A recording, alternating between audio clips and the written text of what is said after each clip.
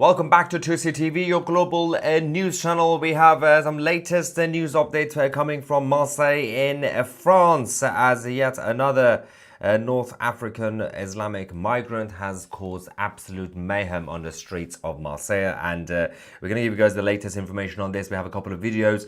He has now been neutralized by the police on the streets with the help of some of the civilians.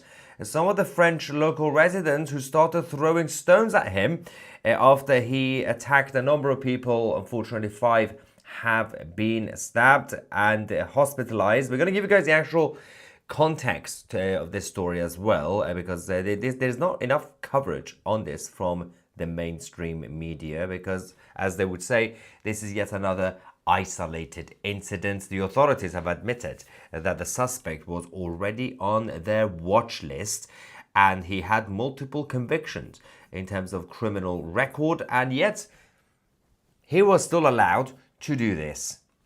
Now, let's talk about the initial information that we received thanks to our Tousi TV agents in France.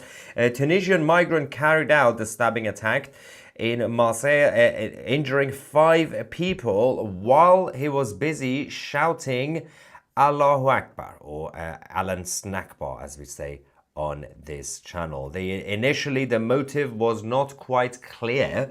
That's why on the ground, the local authorities and the local media initially called it's just a random isolated incident, probably linked to mental illness.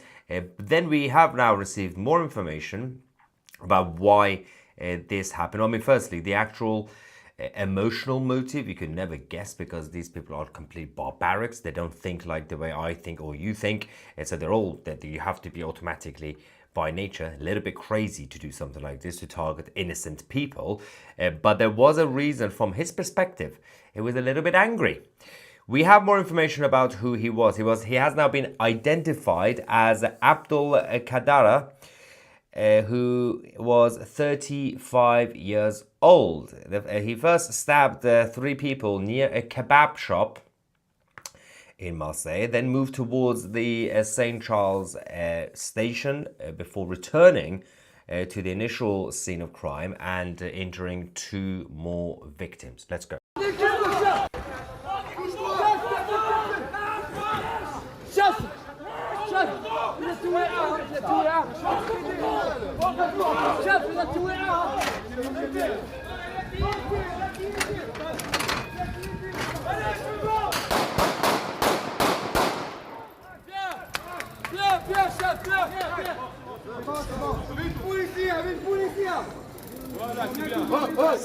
They also tasered him.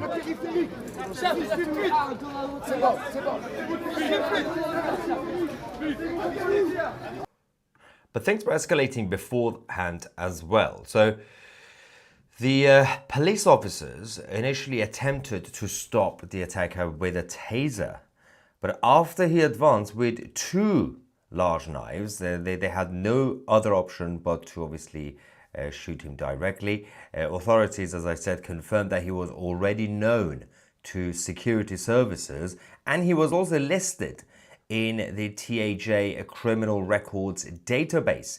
The investigation has now escalated among the security services and the local police to find out why, if he were on a watch list. Firstly, what is the point of a watch list if you're not going to be able to prevent attacks from happening? What are you actually watching?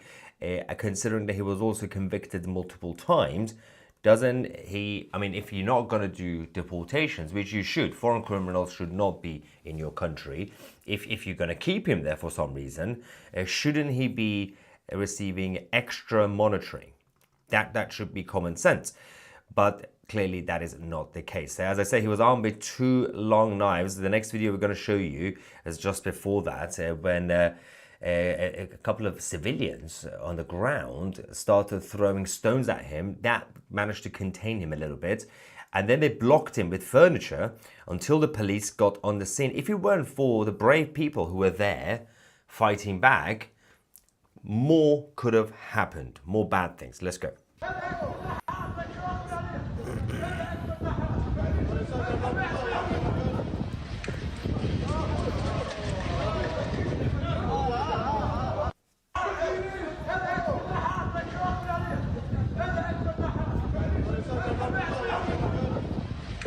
Yeah, so that was the moment to start throwing things at him, stones, to contain him. Now, the context, which initially, as I said, the local media and the authorities didn't really give, so they wanted you to think it's just another isolated incident, it's just another migrant with a lot of talent, but a bit of mental illness. But actually, a hotel had just, by the way, he was a legal resident in France. He was actually from Tunisia, but at that point he had the legal status to live and work in France. Of course, he spent more time in prison previously than actually working, but a hotel had just evicted him because he wasn't paying his bill. Then he decided to get angry at the hotel. He started attacking several people just outside on the shopping, the high street. This is according to the prosecutor, Nicolas Besson, who said that the man first stabbed his roommate in the hotel, leaving the victim in critical condition, which made things even worse, but he didn't stop there. He then attacked the hotel's manager, who fled into the street along with his son, the manager's son, who was then stabbed in the back. Now, both the father and the son were seriously hurt, left on the ground, and then the man continued, and with the prosecutor, obviously, Besson, called it a criminal rampage on the crowded street, injuring at least 2 more people in the face. And then he carried along with 2 knives.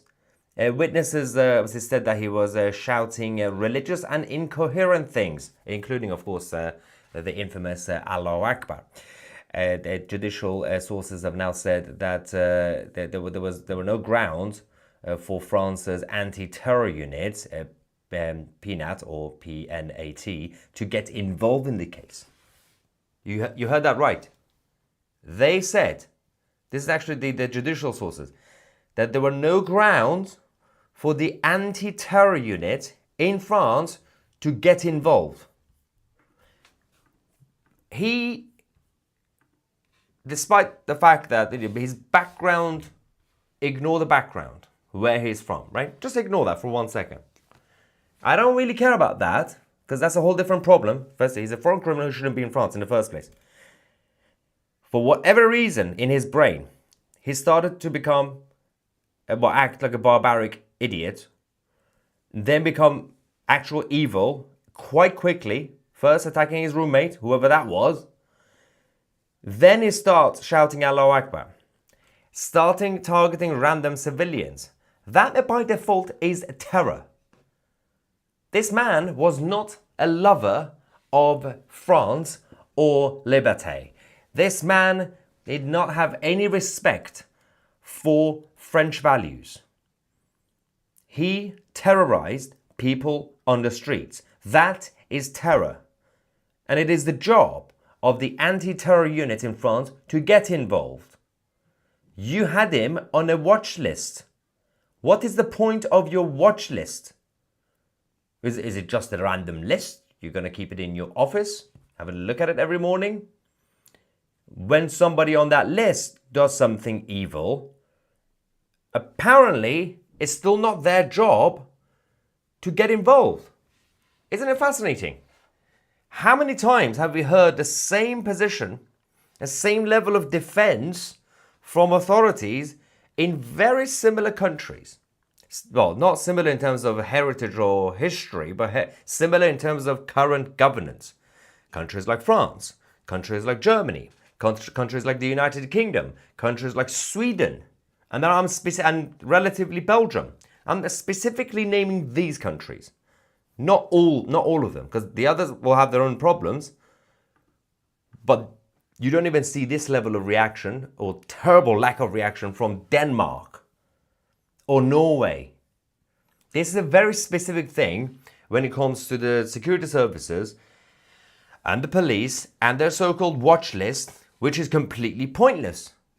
The Germans react the same way. The British react exactly the same way. It's like they don't want to take any responsibility Initially, they don't want to do anything because of political correctness. That's what they want you to think. Actually, but they still deny it. Then that's when the initial cover-ups happen. And then they realize, well, it's been exposed. What do? Let's not take any responsibilities. Let's just deny the fact that it was your job to stop it in the first place. We've had this many times. How many innocent Europeans should lose their lives until somebody says, okay, maybe we've gone too far. Despite our own worldview, maybe we in the establishment, it's too late for us to apologize. It's too late for us to take responsibility. But perhaps we should just quietly get away. Just get out of the way. Let somebody else take charge. At this point, that's the option I will take. I don't even want your apologies. I don't even want you to put your hand up and say, yes, I was responsible. Just go away. Then you have to be prosecuted for your, not just complacency, but the fact that some of you guys in the establishment are complicit with cover-ups.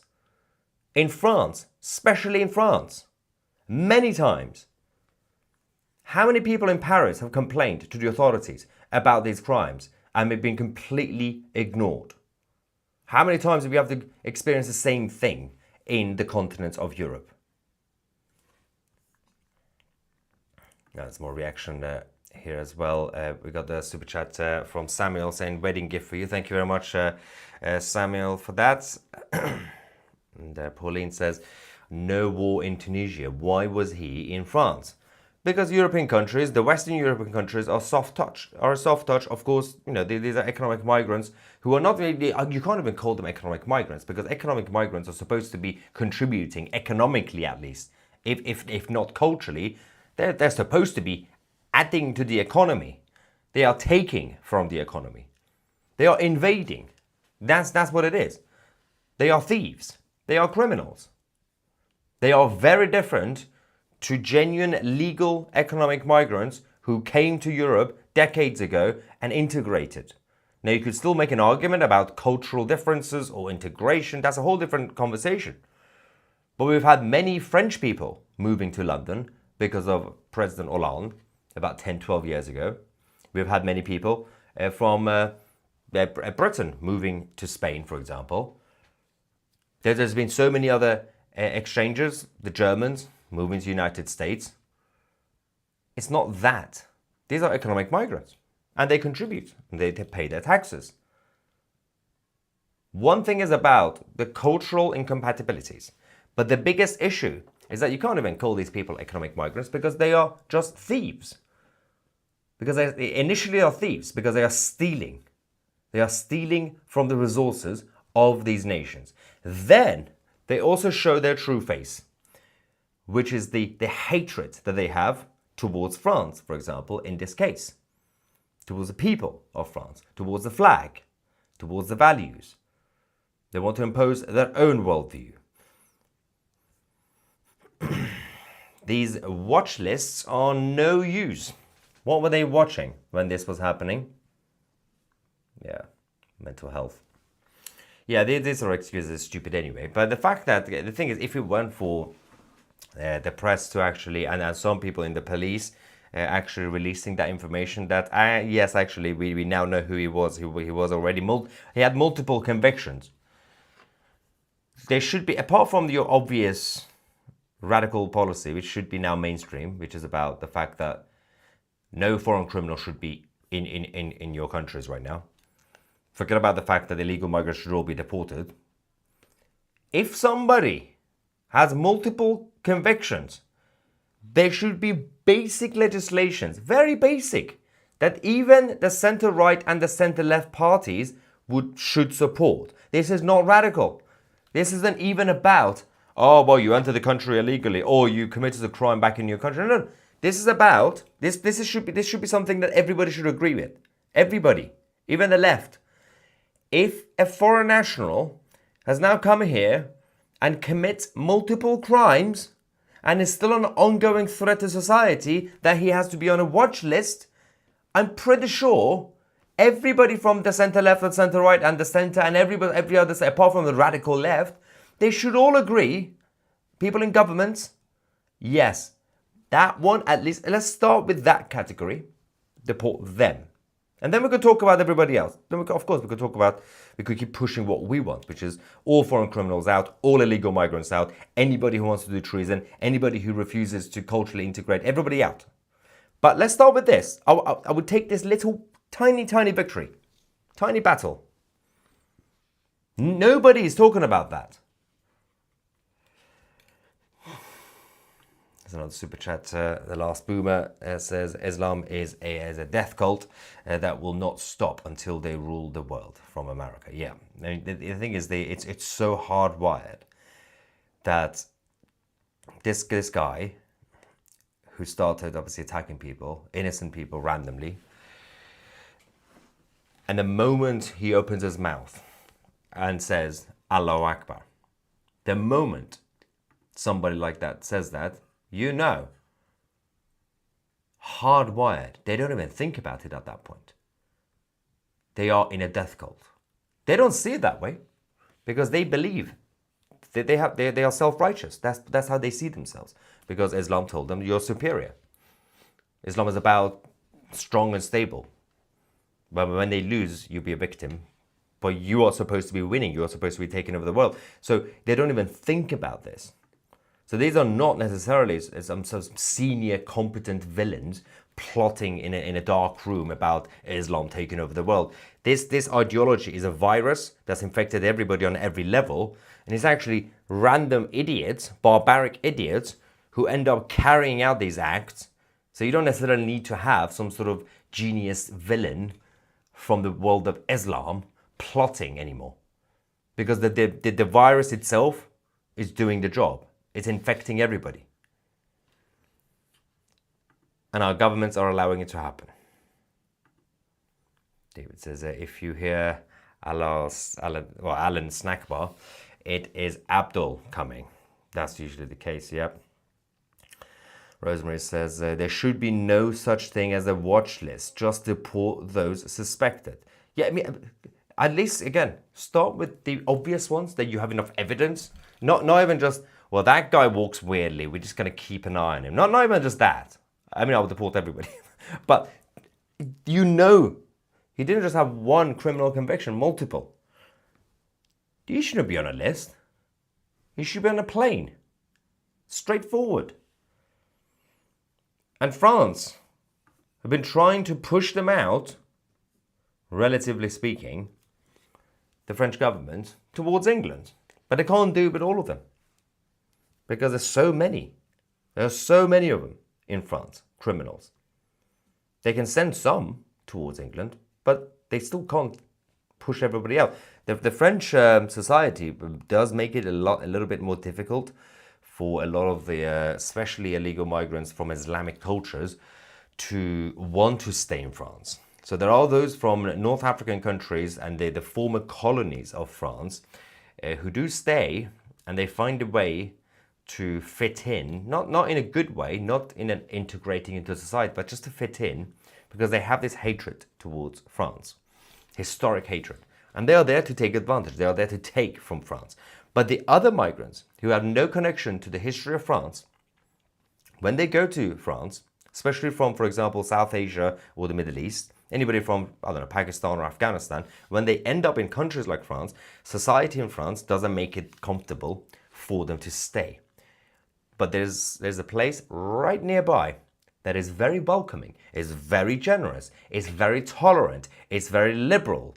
And that is the United Kingdom of Great Britain and Northern Ireland. And they could keep coming because we are a soft touch. Now things are changing. More normal people in Britain are waking up. But the message from the establishment to the outside world, to these guys, is you can still come. We are lovely. You don't even have to speak English. You can do whatever you want. We will give you free food, free clothing, free healthcare, free housing. Don't worry about the British homeless and the veterans and the pensioners. We're going to take from them. We're going to give it to you. It's okay. Don't worry. And if anybody wants to criticize you, we're going to arrest them.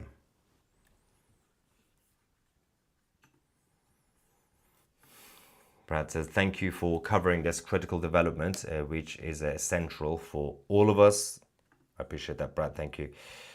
The thing is, this has been quite upsetting, this update, mostly because it's now been a couple of hours, a few hours since we got the full update. Still not much coverage. I know I keep talking about this every time I talk about and give you guys some sort of news update. That where is the rest of the mainstream media, for example? But this is disturbing.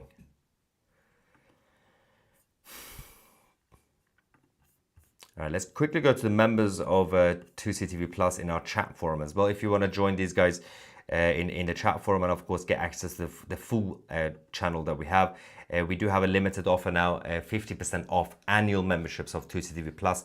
If you use the promo code WEDDING50, for those who are new, it's because I'm getting married this weekend and I thought I could share this celebration with you guys by giving you guys a half-price memberships to Tousi TV Plus.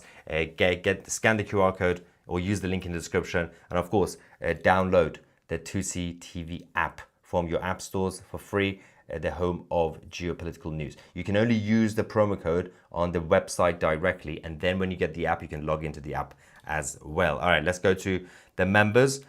Deb says, watch lists are not meant to stop an attack. Apparently they are only so they can watch the attack. Yeah, it's basically they should change their name to the watch the attack list rather than just the watch list. Honey Badger says, notice the Muslim shopkeeper walked right past him to pull his shutters down. Not scared by him waving knives around because he knew damn well he wouldn't be a target. This is actually, I'm going to put my hands up. Even I didn't pay attention to that moment. That is a very, very good point. Even I didn't notice that. And I'm going to show to you guys what the Honey Badger was talking about. This is absolutely crucial.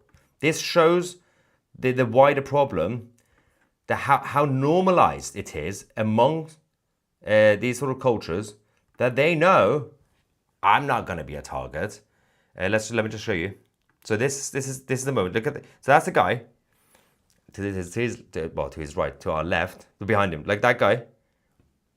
He's chill. He just worried about his shop. I'm going to close the shop. That's all I'm going to do. So he's shouting at everybody else. He's threatening everybody else. And there are some French people who are throwing stones at him.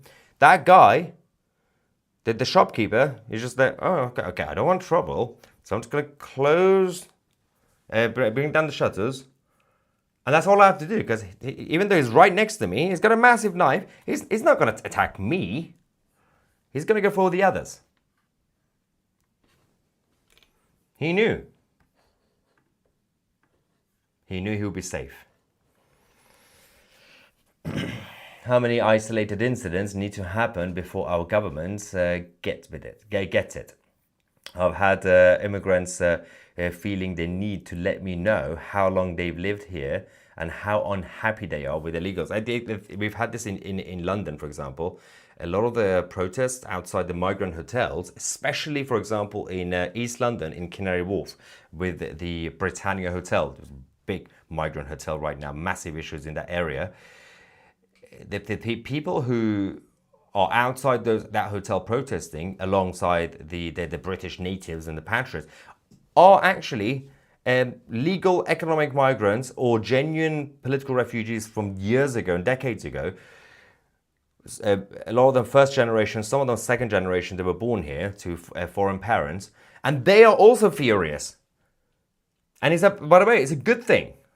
It's a good thing that we now have not just the European natives, but the others who are either guests in these countries or have basically been welcomed by these countries, who are also now standing up.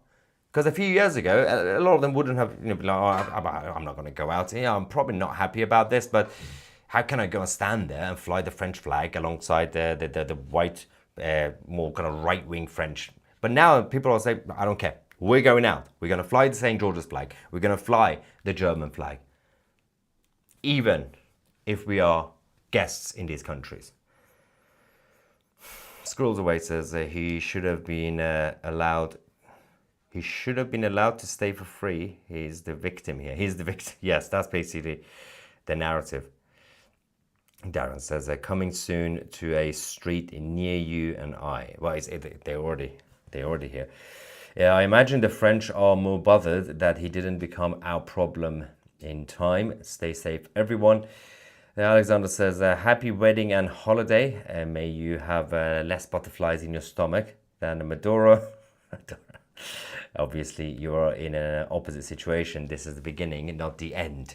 Cheers to the both of you. Tousi, not Maduro. Nobody would wish Maduro any sort of happiness. He's facing his end. It's coming to the end slowly. It's the end of his dictatorship. Just wait for it. We'll give you guys the happy news when it comes on this channel. Lisa says, I said it before and I'll say it again. The Western governments are hostages to their Muslim politicians and leaders. They are being forced and bullied into doing whatever they want. And the thing is, this is basically making an excuse for the politicians, saying, they are the victims. It's not their fault. They've been taken hostage, right? That's not true, because they started doing this before even the radical Islamic side even took any sort of influence or power. This thing started late 90s, early 2000s, before you even had, for example, elected Islamic politicians. Because the bullying started before. Initially in the name of political correctness and being progressive and being nice and tolerant. They did it to themselves. These progressive politicians did it to themselves. They cannot pretend to be victims now. They can't just go around and say, oh, sorry, I've been taken hostage. No. You started doing it before the Muslim Brotherhood, for example, had any influence. You gave them influence. But now, yes, as Lisa says, now they have been taken hostage. But it's too late. Kip says that these idiots are destined for the UK. France has definitely fallen. The UK is next. And the Home Secretary's statement yesterday is not helping. It is only a question of time when civil war erupts. I mean, I'm still fascinated by the fact that yesterday in the UK, the Home Secretary was, there was a panic statement in order to save Keir Starmer's job. And in that statement, she announced that she's going to be welcoming more Gazans into Britain. How was that going to solve anything? You had to make a statement about the crisis, and you're going to add to the crisis? You're doubling down? You're losing your own voters to reform UK. It's so embarrassing. Masochism brought to you by sadists, as Douglas Murray would say. Going back to some of the super chats here quickly. If the government is utterly indifferent to the suffering of its own people and punishes them for raising the issue, where do you go from here? Rubate obviously leaves that comment from Australia, and something happened in Australia, as you guys know. Over the weekend we had the March for Australia, and as we gave you guys the live coverage on the day, because you had a small group of the National Socialist Network infiltrators that went to the march, including Thomas Sowell, their leader. Since then, the liberal media in Australia have been going around labeling everybody who attended the March for Australia. Some of those people, by the way, were first generation or second generation, third generation migrants who basically stood alongside the rest of the Australians to fight for Australia. Apparently everybody's far right. Everybody's part of Thomas Sowell's National Socialist Network. The government is indifferent to the suffering of its people, as Rubate said. And they're just blaming everything on the people who complain about the problems. John says, I joined yesterday, Tousi TV Plus, with the Wedding 50 promo code. Thank you. Everyone should take advantage of this. Thank you for what you do. Thank you so much, John Davis. Yes, John is right, by the way. Use the promo code, it's limited. 50% off annual membership of Tousi TV Plus, Wedding 50. Obviously, it's QR code and the link in the description. The reason you should do this is because this is obviously just the breaking news that we have for you guys. The full channel is on our website, on our platform, Tousi.tv, and the Tousi TV app. We have everything there, the podcast, the documentaries. We're adding more documentaries to it. By the way, these are high quality documentaries that we're doing to completely what you will be seeing soon on this platform. And we already have a lot of work already, the original series. We're going to be embarrassing the corporate legacy media and any of these companies that think that what they should do is to have an army of producers and all these financial backers behind him, and we still don't have anybody behind us. We don't have any investors or anybody on our company board or partner in that sense. Everything is still in-house. We're still keeping it in the family. We have a good team. We have a great team. Also, the Tousi TV agents around the world, our reporters helping us with everything that happens. All this stuff goes on our website, the news posts to stay alert with notifications.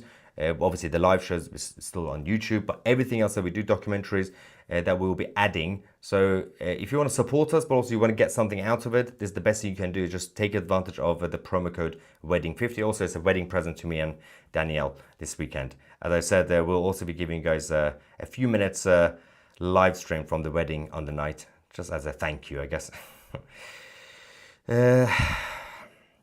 This is what happens when you open your borders to terrorists. Absolutely disgusting. He also says Keir Starmer has said he would not like an illegal immigrant hotel in his village, but allows it all over Britain. Yeah. Absolute hypocrites. As Frank says, stop letting savages into your country. That's a good advice, Frank. I know. I mean, if it were up to me, they wouldn't be in Europe, but they are. Another comment says, Tony Blair is to blame for all this. No, not really. Tony Blair is not responsible for the overall European liberal globalist mentality. Tony Blair was a sheep, part of the wider agenda. He didn't lead it. We cannot give him so much credit. Like, it's going to make his head even bigger. That he's so powerful and he's so smart that he managed to infiltrate the whole of the continent of Europe and Canada and Australia at this point by selling out the CCP. Blair was obviously responsible for what happened here, and everything else has been going on. And then it says, don't know how he sleeps at night. 1,000 deaths. Over 1 million deaths on his hands. What the F? 7 German elections deaths. 6. When was the 7th one? 7? Can someone confirm whether there has been a 7th death in the AFD? Because we obviously did a live report earlier on about the 6 AFD members. Has there been a 7th one? Because that, if it is confirmed, that is absolutely insane. I don't think it is. I would have known. If someone could tell me, that would be great. Lady S says it's same all over Europe, but France has fallen to the radical, and they send them to Britain. Congrats on the wedding. Remember, happy wife, happy life. Yes, that's true. Don't worry, I'll keep her happy. Yeah, anyway, I'm trying to see if we could get any confirmation on the 7th death. Maureen says, Maya and Danielle doing a live stream on the day of your wedding. You are so sweet. Happy wedding day. Yeah, it's the least we could do, obviously, because with this channel we always have you guys on our journey and everything that we do as well. So I want you guys to be part of everything as well. Not everything, not all the details, but there will be some boundaries. Yeah, just a few minutes on the wedding night after the ceremony. That would be nice. Trying to get some intel on this 7th. Yeah, okay, I'll get some confirmation. I don't think I haven't heard anything about this, the 7th death. But for now, as I said, please support us by joining Tousi TV Plus. You can do it using a 50% promo code wedding50. Come celebrate the wedding with us, and we will probably put more premium content from the wedding on the app. Obviously, download the Tousi TV app. Use the promo code. I'm Maya Tousi, and we are the media.